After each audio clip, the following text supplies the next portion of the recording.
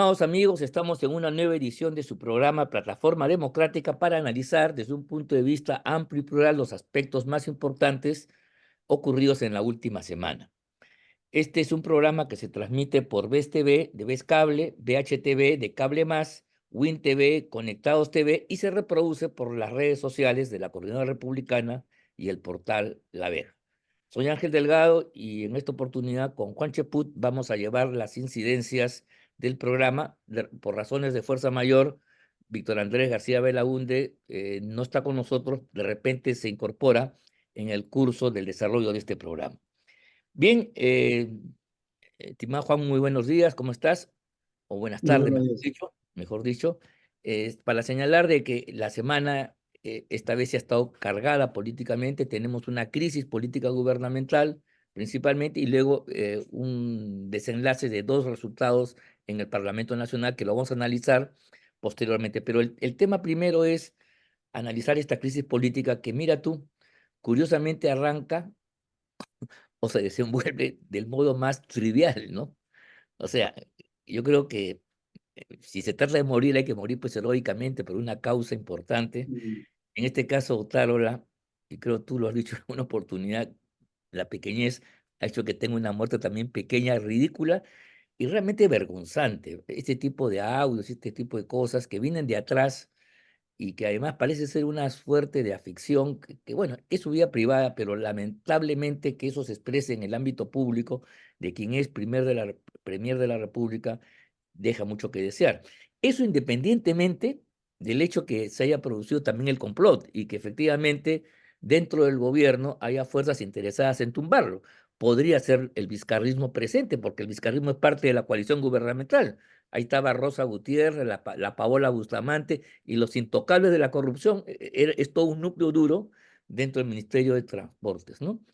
Y también, por cierto, el hermano de la señora Boluarte, hasta donde yo tengo información, ha estado de tiempo atrás buscando cómo sacar del medio a Otárola. O sea, eh, este complot denunciado por él en su último discurso revela que al interior de un gobierno precario, chiquito, minúsculo, hay pues también contradicciones y estas se están expresando. Y vamos a ver cuál va a ser el curso ulterior de las mismas que podría inclusive acarrear una crisis mayor para la señora. Esta crisis se ha tratado de resolver rápidamente con el nombramiento del doctor Gustavo Adrianzen, que lo conocemos, ha sido ministro de Estado en los tiempos de Humala, bajo el primerato de Pedro Cateriano, y últimamente se ha desempeñado como representante del Perú en la OEA donde ha tenido una actuación importante, hay que decirlo, ¿no? Bueno, este es un cambio raro porque se había anunciado cambio de política, pero lo único que se ha cambiado es el primer ministro y todo el equipo ministerial se mantiene toto, íntegramente. Entonces yo no sé qué, salvo que se produzcan cambios en las próximas semanas, cuando él vaya al Parlamento de aquí a un mes a expresar un plan de gobierno, no sé qué cosa va a decir de nuevo. Bueno, tu opinión pues al respecto, mi querido Juan, sobre esta crisis política que se ha desenvuelto en toda esta intensa semana que estamos comentando. Adelante, Juan. ¿Cómo estás, Ángel? Muy buenas tardes. Bueno, definitivamente yo creo que la crisis continúa por una sencilla razón, ¿no? Este señor Gustavo Adrianzen no creo yo que se preste a aclarar los entuertos de su antecesor y por otro lado, en el nivel ministerial no ha hecho el giro que se necesitaría de inmediato para que la opinión vea de que hay un cambio de curso. Ahora, yo tengo entendido que él viajó de Washington para ser ministro de Justicia y que en el interín la persona que iba a asumir el premierato, el señor Eduardo Arana, reculó porque sabía que iba a surgir una gran ola de protestas por sus vínculos con los cuellos blancos. Iban a salir audios, etcétera, etcétera, que iban a generar pues una falla de fábrica en el origen. Entonces Claro. prefirió dar un paso al costado. Y es por eso que Gustavo Adrianzen no tiene tiempo para elegir a ningún ministro que lo acompañe.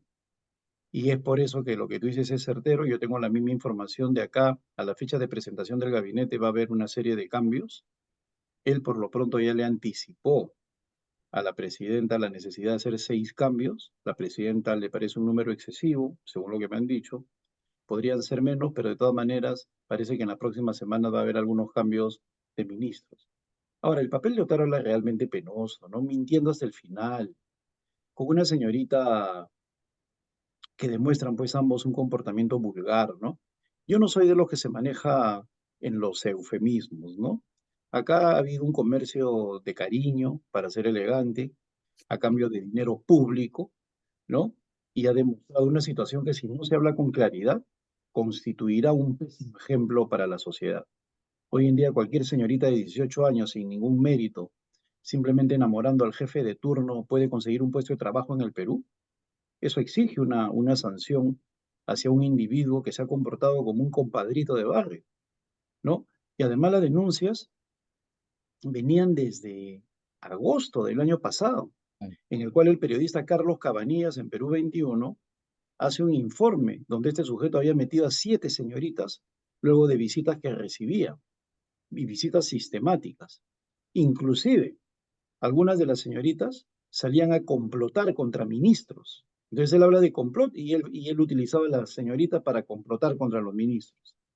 Entonces, yo creo que ha salido, para mí es un personaje realmente mediano, nunca dio la talla. Otra cosa es que el Congreso haya sido su cómplice y no lo haya censurado ni cosa por el estilo.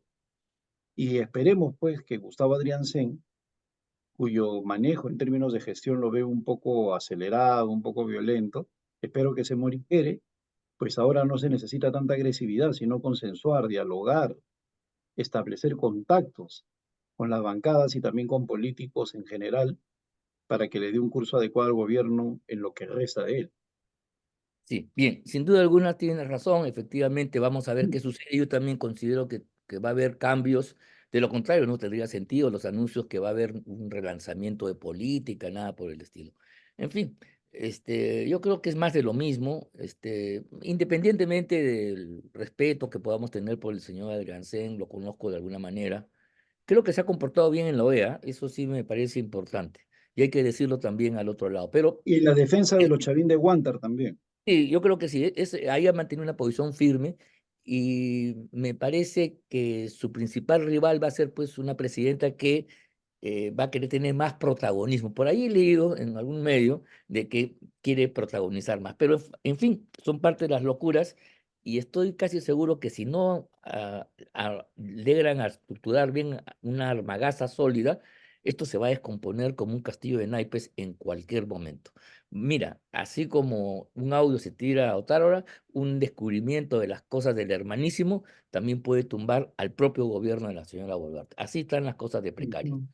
Pero pasemos al otro tema que es importante, este asunto de la Junta Nacional de Justicia. La verdad que desde nuestro punto de vista había una expectativa que se produjera un recambio importante para que a partir de ahí se pudiera iniciar una suerte de recuperación del Ministerio Público y el Poder Judicial que habían estado secuestrados por los caviares y en una crisis profunda de ultrapolitización, de sesgo más o menos manifiesto, y empezar pues a hacer una reforma en serio, pero eliminando a estos personajes que han tenido una actuación en conjunto indecorosa, no solamente por el tema de la señora que ya pasó la edad y viola la Constitución, sino su falta, por ejemplo, de haber llevado adelante algún tipo de transformar esta realidad de jueces provisionales en mayoría y no de carrera como corresponde. O sea, en 5 años, 4 años y medio no se ha avanzado nada al respecto. La forma como trasladaron a Patricia Benavides totalmente acelerada, sin ningún tipo de fundamento, eso puede caer y modificarse. Entonces, se ha producido efectivamente un resultado donde ya dos de los más espinosos casos, el de la señora que era obvio y el del señor Vázquez, que era el más punzante miembro de este organismo, caen, pero se mantienen los cuatro restantes y para que se forme la junta entrará pues Marco Falconi y probablemente el primer suplente que es el doctor Silex, hombre de la Católica, conocido caviar. En consecuencia, desde el punto de vista de la reforma que pensábamos nosotros, tengo yo la sensación de que no ha sido esto una victoria. Es una victoria pírrica, ¿no? Han caído emblemáticamente dos personajes, pero no va a permitir eso un proceso de recomposición, de reforma del sistema judicial y del Ministerio Público en particular. No sé qué te parece a ti la votación del Congreso. Creo que estos amarres, estas cosas que nuestro amigo Rospigliosi denunciaba, gente de la PCM repartiendo sinecuras entre congresistas.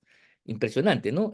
Cómo hay un mercado político, cómo estas cosas se negocian y finalmente las expectativas de quienes impulsaron esta caída de la Junta no se ha producido más que en parte. Juan. Bueno, la verdad es que yo estoy muy decepcionado de lo que ha pasado ayer. Yo estoy de acuerdo contigo en el análisis en general. Estoy un poco, totalmente insatisfecho porque la verdad es que la situación es de fortalecimiento de la Junta Nacional de Justicia desde el momento que no hay un cambio consistente de la mayoría de sus miembros. El accesitario o el suplente que va a ingresar es una persona que está muy vinculada a los círculos progresistas o caviares, Abraham Siles. ¿Sí? Por otro lado, tenemos a un conjunto de personas que van a tener una orientación clara hacia buscar la reelección de los jefes de la OMP y de la RENIEC para Sí. asegurar que como ellos terminan su mandato el 5 de agosto y los de la Junta Nacional de Justicia a fin de año, dejarlos consolidados en sus puestos. Y todo por culpa, una vez más, pues, de un Congreso que juega a la política. Pues, o sea, un Congreso de estas características, realmente es penoso cómo han ido fracasando en sus mociones de censura, en sus vacancias, veleidosos, un grupo vota a favor, otro grupo en contra, un grupo es palaciego hoy día, mañana es opositor, o sea, es totalmente inconsistente y es parte del problema. En el proceso analítico que tengamos que hacer de estos años, no podemos dejar de lado a un Congreso que es lo más parecido a una Malagua, Sí, que, sí. que se unen en sus intereses ínfimos, pequeños, ¿no? Mochasueldos, blindarse, otorgarse pensión y sueldo, ¿no? Como el caso de los 4 militares, ¿no? Utilizarlo para sus pequeñas cosas, Mm. como si fueran, pues, como si el sentido del honor que tiene que venir de la mano de la política y de la dignificación en el cargo no existiera. Entonces, ellos han cometido esta situación y la verdad es que a mí me da muchísima pena que se haya llegado a esta conclusión. Bueno, aquí tenemos a don Víctor Andrés García Belaúnde, Hola, que, Víctor Andrés, ¿qué tal? Hola, ¿qué tal? ¿Cómo estamos? a ver, Mil estamos disculpas más. por la tardanza. Entiendo, entendemos, ya te hemos disculpado, pero de todos modos estamos analizando, ya estamos llegando en la parte final del programa, entonces lo que hemos analizado, a ver, la situación política, la crisis política actual en primer lugar, el resultado sobre la Junta Nacional de Justicia que es Yo insatisfactorio, quisiera, he yo visto. quisiera añadir algo sobre la Sí. votación de la A ver, ya. permanente. Ok, adelante, Víctor A Andrés. ver, los que opinan sobre el Parlamento son constitucionalistas, entre comillas, que están en la calle realmente, ¿no? No conocen un poco la hermenéutica o la mayéutica parlamentaria, ¿no? No han sido parlamentarios. Luciano López he visto que ha puesto un Twitter diciendo que esto contradice la Constitución en su artículo 100. Y claro, él ha sido asesor de Abugatá cuando era presidente del Congreso, pero no fue mucho tiempo asesor y quizás no pudo aprender exactamente bien qué cosa es la mayéutica parlamentaria. El tema es el siguiente. Si bien es cierto la Constitución o las leyes hablan de la comisión, los miembros de la comisión permanente no votarán en el Pleno, se trata de los que han votado como comisión permanente. Porque la comisión permanente tiene titulares y suplentes. Yo recuerdo, y Juan debe tener una Ujú. experiencia parecida, que hemos sido miembros de la comisión permanente y hemos tenido suplentes. Y hemos sido suplentes a veces y no titulares. Y al revés, hemos sido No, titulares y no suplentes. y hemos vivido eso en la subcomisión de acusaciones constitucionales y de ahí en la permanente.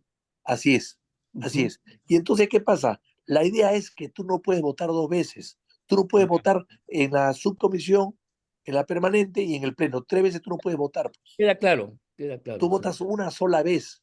Entonces, ¿qué pasa? Yo en la permanente estaba de viaje y iba a mi suplente y me reemplazaba y votaba por mí, o mejor dicho, por él, como suplente mío.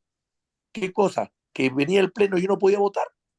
No puede, o sea que yo estaba de ausencia o de vacaciones o de con licencia y no podía votar porque era miembro permanente, pero mi suplente había accedido y había votado en el cargo que yo tenía, en el puesto que yo tenía. O sea que yo no tampoco, o sea, hay dos personas que no votan. El suplente porque fue y votó y el titular porque no está. No es así, pues. O sea, este señor Luciano López está en la calle. No es Totalmente. así. Que regrese a trabajar con abogatas porque no ha aprendido bien. ¿Ya? Entonces, Entonces, Ujú. la señora Tello no conoce esto de acá. Entonces, lo que demuestra la señora Tello con esto es que está senilmente agarrada a un cargo, que no lo va a dejar, que quiere irse a la tumba con el cargo, que quiere ser enterrada como miembro de la Junta Nacional de Justicia y que todo lo que ha hecho ha malogrado y ha fregado y ha comprometido a sus colegas. Por solidaridad con ella los ha metido en este problema, este embrollo que les ha causado a todos una acusación constitucional. Y en el caso de Vázquez, pues que también se vaya junto con ella. En el caso del resto se quedan, pero se quedan magullados, Así se es. quedan cuestionados. O sea, También es esta verdad. mujer, ¿qué tal poder, qué tal La angurria, ambición, angurria se qué, llama eso, angurria. qué tal angurria? ¿Qué tal angurria o por el cargo, por el dinero, por ambas cosas? Pero qué horror, como garrapata, agarrada como garrapata de un cargo. Es decir, nunca visto esto en el Perú. Y finalmente, me extraña en ella porque ha sido magistrada. Y ella sabe perfectamente bien que los magistrados al cumplir 70 años se van a su casa con pena o con gloria, o sin ninguna de las cosas, pero se van a su casa. Así es. No, eso Y te queda clarísimo. ella sabe que es así. Sin embargo, no ha querido aplicarlo para ella. Así es. Interpretan a su favor, pues, y eso también no es Ujú. correcto. Bueno, llegando a la parte final de nuestro programa, tenemos que hacer un comentario sobre la votación en segunda oportunidad, ratificando lo que ya se había aprobado en la primera sobre el retorno a la bicameralidad y la constitución del Senado de la República. Bueno, nosotros en varias oportunidades hemos manifestado nuestra algarabía por ello. Nosotros creemos que la tradición republicana de 170 años no podía ser confundida ni rechazada por 30 años de unicameralismo de la Carta del 93, por Dios, donde además, si nos atenemos a los hechos, el fracaso del parlamentarismo en estos 30 años es absoluto o no. Creo que tirios y troyanos lo van a decir. Entonces, por favor, acuérdense ustedes de los grandes parlamentarios de otra época, eran los senadores, está Sánchez, Alaisa Grundi, Javier Alba, Alberto Ulloa, y por la izquierda, Malpica, Del Prado, Enrique Bernales, Rolando Breña. O sea, esos personajes ya no existen. Guerra Son García, Manuel parlamentarios. Moreira, Por eso. Y podríamos Silva seguir, Ruete. ¿no? Y podríamos seguir por decir. Entonces yo quería un poco rápidamente sus opiniones al respecto. Le doy primero la palabra para mantener el orden a Juan y luego terminamos contigo, Víctor Andrés. Así yo Adelante, Juan. aprendo de Juan, así yo aprendo de Juan y no cometo errores. Ya, adelante. Bueno, definitivamente yo estoy de acuerdo con el retorno a la bicameralidad, pero me parece poco elegante que los actuales Sí, pues. parlamentarios hayan introducido algunos elementos como el de la reelección para ellos mismos y sobre todo el acápite que dice que aquel que ha sido en una oportunidad diputado o senador, pues simplemente puede pasar, puede postular a la Cámara de Senadores sin tener 45 años. Eso en un contexto en el cual podríamos tener varios senadores o varios diputados de 25, 26, 27 años, va a ser que la Cámara de Senadores, que se supone trae experiencia, trayectoria, dignidad, peso político, ¿no? Esté constituida por un buen porcentaje de personas que van a ser menores de 35 años, sin la carga de experiencia y temperamento. Entonces vamos a ver, pues, un Senado en el cual los chiquillos se están tomando selfie, están poniendo las cosas en Instagram, están haciendo TikTok, ¿no? ¿Por qué? Porque las redes sociales es su mundo, ¿no? Dejando de lado el debate y ese tipo de cosas. La verdad es que le va a hacer un tremendo daño a la política, disminuir la esencia del Senado, que es la experiencia y la trayectoria, y la gravitas, ¿no? El peso político que te trae la edad. Entonces, creo que ese es un error de partida que tendrá que ser corregido por el próximo Parlamento y que se hace para justificar pues, las ambiciones de pequeños personajes, de personajes que creen que ya pueden ser senadores después de haberse pasado 5 años gritando en el Congreso. Eso es lo triste del asunto. Y el otro Sí. elemento con el cual estoy en, en ligero desacuerdo, pues yo pienso de que la elección del Senado tiene que ser íntegramente en distrito electoral único. Mira, yo recuerdo el caso de Daniel Estrada, de Paniagua, ¿no? Paniagua se hubiera postulado por el Cusco en el año 2000, que fue elección en distrito electoral único, no hubiera entrado al Congreso. Paniagua entra porque es distrito electoral único y hay votación no solamente del Cusco, sino de Lima, ¿no? De todo el Perú. Y, por eso, y aún así saca 6.000 votos. ¿Y por qué lo comparo con Daniel? Porque Daniel Estrada sacó como 17.000 votos en el 2000 en votación nacional y en el 2001 sacó con las justas 4.500 y entró y fue el último, el menos votado en la votación cusqueña, ¿no? Entonces, en el Senado tú requieres una votación nacional porque el criterio es holístico, integrador. En todo caso, colocarlo así por regiones y departamentos es un experimento que en todo caso podría mejorarse, pero yo sí en ese sentido soy un puritano, ¿no? Yo preferiría De distrito acuerdo. electoral único. Para el Senado, pues tiene que tener una visión global Sí, del sí, país. sí. Es importante, yo coincido plenamente con lo que señalas, porque además una votación hace que los senadores tengan igual peso, Ujú. guardando la defensa del cargo, que el presidente, una igual representación nacional. Bueno, Marcelo. mi querido Víctor Andrés, a ver, tu opinión al respecto sobre Bueno, el ya tema de la bicameralidad. yo intuía que hablando Juan antes que yo ya no tenía yo nada que decir. Yo tenía, a ver, yo voy a añadir algo más. A ver, sí, me parece muy poco elegante, por decirlo elegantemente, que los actuales congresistas que han votado por la bicameralidad hayan votado para ellos mismos también. Ellos quieren ser todos senadores, ir a la reelección. No irán a la reelección. Claro, y si tienes 30 años, eres elegido a los 25 y a los 30 años ya puedes ser senador a los 30 años. O sea, Chabelita y todo el resto van a ser senadores. Quieren ser senadores. La Sigri Bazán, todos van a ser senadores a su edad. Bueno, me parece es un error, ¿no? Es un error y hecho para ellos, evidentemente, ¿no? Conscientemente lo han hecho así para ellos. Respecto a a la votación, yo creo que sí, que el Senado debe ser, ha debido ser, bien lo dice Juan, Distrito Nacional único, porque,